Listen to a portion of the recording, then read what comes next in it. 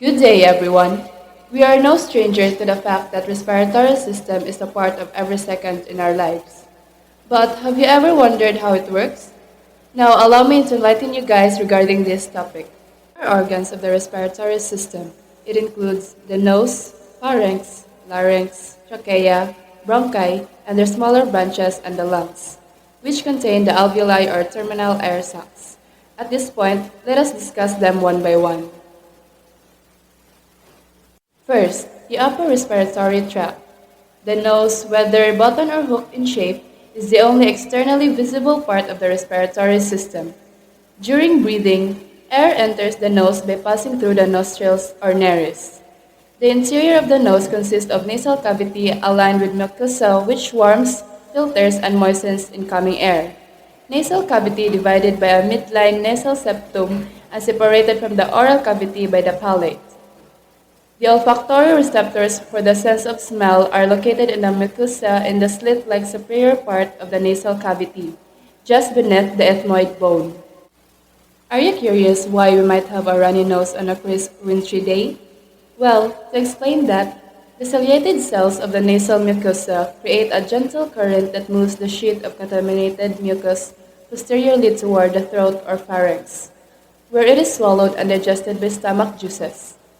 We are usually unaware of this important ciliary action, but when the external temperature is extremely cold, these cilia become sluggish, allowing mucus to accumulate in the nasal cavity and to dribble outward through the nostrils. I hope that explains your curiosity regarding the runny nose thingy. Wow, the topic regarding organs of the respiratory system is indeed illuminating that makes us learn more. With that being said, let us unfold the pharynx. Pharynx is a muscular passageway about 13 centimeters or 5 inches long that vaguely resembles a short length of red garden hose. Commonly called the throat, the pharynx serves as a common passageway for food and air. It is continuous with the nasal cavity anteriorly via the posterior nasal aperture. The pharynx has three regions: nasopharynx, oropharynx, and laryngopharynx. In addition, clusters of lymphatic tissue called tonsils are also found in the pharynx. The tonsils play a role in protecting the body from infection. Our next topic is the larynx. The larynx or voice box routes air and food into proper channels and plays a role in speech. Located inferior to the pharynx, it is formed by 8 rigid hyaline cartilages and a spoon-shaped flap of elastic cartilage, the epiglottis. Moving on, we're going to talk about the structures of the larynx. The largest of the hyaline cartilages is the shield-shaped thyroid cartilage, which protrudes anteriorly and is commonly called the Adam's apple. Next, sometimes referred to as the guardian of the airway, the epiglottis protects the superior opening of the larynx. Part of the mucous membrane of the larynx forms a pair of folds, called the vocal folds, or true vocal cords, which vibrate with expelled air. This ability of the vocal folds to vibrate allows us to speak. The vocal folds and the slit-like passageway between them are called the glottis. Let us proceed to the lower respiratory system, the trachea. Trachea is fairly rigid because its walls are reinforced with C-shaped rings of hyaline cartilage. These rings serve a double purpose. The open parts of the rings about the esophagus and allow it to expand anteriorly when we swallow a large piece of food. The solid portions support the trachea walls and keep it patent, or open, in spite of the pressure changes that occur during breathing. Now, we have the main bronchi to talk about. Did you know that the right and left main or primary bronchi are formed by the division of the trachea? Each main bronchus runs obliquely before it plunges into the medial depression, or hilum of the lung on its own side. The right main bronchus is wider, shorter, and straighter than the left.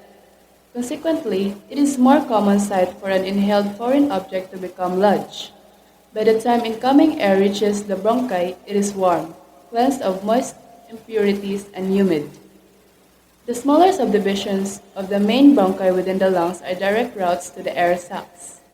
Moving forward, let us explore the lungs. The lungs are an essential organ of respiration. The main function of lungs is to give enough supply of oxygen to the different parts of the body and get rid of carbon dioxide and other waste from the blood. The lungs are paired organs flanking the mediastinum and the thoracic cavity. The surface of each lung is covered with its own visceral serosa, called the pulmonary pleura or visceral pleura, and the walls of the thoracic cavity are lined by the parietal pleura. Pleural fluid decreases friction during breathing. The lungs are primarily elastic tissue and passageways of the bronchial tree. The smallest passageways end in clusters of air sacs called alveoli. Let's proceed to the respiratory zone structures and the respiratory membrane. The terminal bronchioles lead into respiratory zone structures, even smaller conduits that eventually terminate in alveoli or air sacs. Respiratory bronchioles, alveolar ducts and sacs, and alveoli, which have thin walls through which all gas exchange occurs with pulmonary capillary blood, are respiratory zone structures. Gas exchange in respiratory membrane occurs by simple diffusion through the respiratory membrane. The final line of defense for the respiratory system is in the alveoli. Remarkably efficient alveolar macrophages, sometimes called dust cells, wander in and out of the alveoli picking up bacteria, carbon particles, and other debris. Also scattered amid the epithelial cells that form most of the alveolar walls are cobodial surfactant-secreting cells, which look very different from the squamous epithelial cells. These cells produce a lipid or fat molecule called surfactant, which coats the gas-exposed alveolar surfaces and is very important in lung function. At this point, let us know more about respiratory physiology. The respiratory system is responsible for supplying the body with oxygen and disposing carbon dioxide. Now, let us dig deep to the four distinct events, collectively called respiration. These are the following. First, we have the pulmonary ventilation, which is the movement of air into and out of the lungs, or what is commonly known as breathing.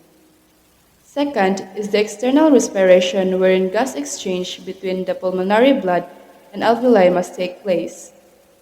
Third is the respiratory gas transport, in which oxygen and carbon dioxide must be transported to and from the lungs and tissue cells of the body via the bloodstream. Lastly is the internal respiration, in which at systemic capillaries, gas exchange occurs between the blood and cells inside the body. Moving forward, now we have the mechanics of breathing where gas travels from high pressure to low pressure areas. Pressure outside the body is atmospheric pressure, and pressure inside the lungs is intrapleural pressure, which is always negative. So, there are two phases of breathing. First is the inspiration or inhalation, which happens when inspiratory muscles contract. Intrapulmonary volume increases, its pressure decreases, and air rushes in. The diaphragm presses the abdominal organs downward and forward. Then, the expiration or exhalation, which happens when inspiratory muscles relax. The lungs recoil and air rushes out. The diaphragm rises and recoils to the resting position. How great it is to fathom the mechanics of breathing. Let us now proceed to the respiratory volumes and capacities. There are four air volumes exchanged during breathing. These are PV, IRV, ERV, VC, and residual volume. First, we have the tidal volume, or TV, which is the amount of air that moves in or out of the lungs with each respiratory cycle. Next, we have the inspiratory reserve volume, or IRV, which is the amount of air that can be taken in forcibly above the tidal volume. Then, we have the expiratory reserve volume, or ERV, which is the amount of air that can be forcibly exhaled beyond tidal expiration. Next is the vital capacity, or VC, which is the total amount of exchangeable air. Lastly, we have the residual volume, which is a non-exchangeable respiratory volume, which allows gas exchange to go on continually. Spirometer measures the respiratory capacities. Spirometer testing is useful for evaluating losses in respiratory functioning and in following the course of some respiratory diseases. Examples: pneumonia, inspiration is obstructed and the IRV and VC decrease. Emphysema, expiration is hampered, the ERV is much lower than normal and the residual volume is higher. Next, we'll go to several non-respiratory air movements. Non-respiratory air movements are voluntary or reflex activities that move air into or out of the lungs. They include cough, sneeze, crying, laughing, hiccups, and yawn. The next topic we're able to tackle is respiratory sounds. As air flows into and out of the respiratory tree, through this, two recognizable sounds can be picked up with a stethoscope. We have the two types of respiratory sounds. The first type is the bronchial sounds, which are produced by air rushing through the large respiratory passageways. The second one is vesicular, which are the breathing sounds that occur as air fills the alveoli. Let's now go to external respiration, gas transport, and internal respiration. I'm sure all of us are very curious about this. What really happens during external respiration? So, during external respiration, dark red blood flowing through the pulmonary circuit is transformed into the scarlet river that is returned to the heart for distribution to the systemic circuit. In external respiration, oxygen diffuses across the respiratory membrane from the alveolus to the capillary, whereas carbon dioxide diffuses out of the capillary into the alveolus. Next, we have the gas transport in the blood. During this process, oxygen is transported in the blood into two ways. A small amount of O2 is carried in the plasma as a dissolved gas, while most attach to hemoglobin molecules inside the red blood cells to form oxyhemoglobin. Meanwhile, when carbon dioxide binds to hemoglobin, a molecule called carbaminohemoglobin is formed. Moving on, now we have the internal respiration. In this process, oxygen leaves and carbon dioxide enters the blood.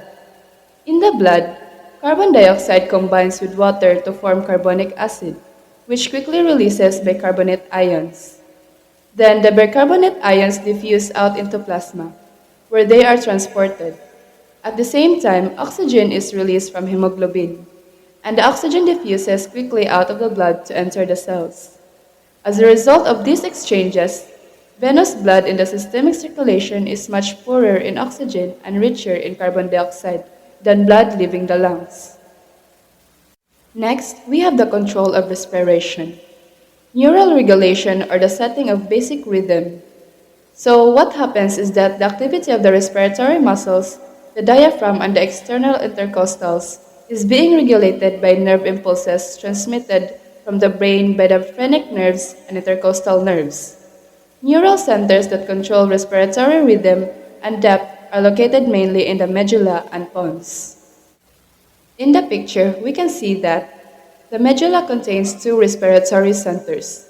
The first, the ventral respiratory group, contains both inspiratory and expiratory neurons that alternately send impulses to control the rhythm of breathing. The inspiratory neurons stimulate the diaphragm and external intercostal muscles via the phrenic and intercostal nerves, respectively, during quiet breathing. Impulses from the expiratory neurons stop the stimulation of the diaphragm and external intercostal muscles, allowing passive exhalation to occur.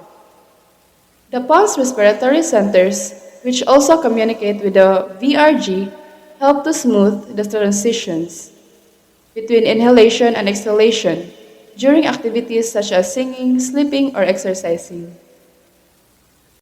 Now we are going to talk about the different non-neural factors that influences the respiratory rate and depth. So first, we have the physical factors. In this factor, breathing, physical factors such as talking, coughing, and exercising can modify both the rate and depth of breathing. Increased body temperature also causes an increase in the rate of breathing. Next, we have the volition or conscious control. In this factor, breathing may be consciously controlled if it does not interfere with homeostasis. Such an inhibition is obvious in specific respiratory acts such as breath holding. However, voluntary control of breathing is limited, and the respiratory centers will simply ignore messages from the cortex when the oxygen supply in the blood is getting low or blood pH is falling. Next, we have the emotional factors. So, emotional factors such as fear, anger, and excitement also modify the rate and depth of breathing. All of these result from reflexes initiated by emotional stimuli acting through centers in the hypothalamus. Lastly, we have the chemical factor. Although many factors can modify respiratory rate and depth, the most important factors are chemicals, the levels of carbon dioxide and oxygen in the blood. Changes in carbon dioxide levels are the most important stimulus affecting respiratory rhythm and depth. A rising level of carbon dioxide or a drop in pH independent of CO2 in the medulla results in faster, deeper breathing. Falling levels lead to shallow, slow breathing. Let's now proceed to respiratory disorders. Respiratory disorders. The respiratory system is particularly vulnerable to infections because it is open to airborne pathogens. We have already considered some of these inflammatory conditions, such as rhinitis and tonsillitis. Now we will turn our attention to the most disabling respiratory disorders, the group of diseases collectively referred to as chronic obstructive pulmonary diseases or COPD and lung cancer. These disorders are living proof of cigarette smoking's devastating effects on the body. Long known to promote cardiovascular disease, cigarettes are perhaps even more effective at destroying the lungs. The first respiratory disorder is the chronic obstructive pulmonary diseases, exemplified by chronic bronchitis and emphysema, are a major cause of death and disability in the United States. COPD means progressive inflammatory lung disease, which is characterized by increasing breathing difficulty. The chronic bronchitis, which is characterized by excessive production and pooling of mucus in lower respiratory passageways, which severely impairs ventilation and gas exchange. Patients may become cyanotic as a result of chronic hypoxia. The emphysema, which is characterized by permanent destruction and enlargement of alveoli. The lungs lose their elasticity and expiration becomes an active process. So, the chronic obstructive pulmonary diseases, or COPD, are basically a combination of these two conditions. And that wraps up our knowledge exploration about the respiratory system, and we hope we were able to provide and feed some facts and understanding into your minds. Thank you and keep learning!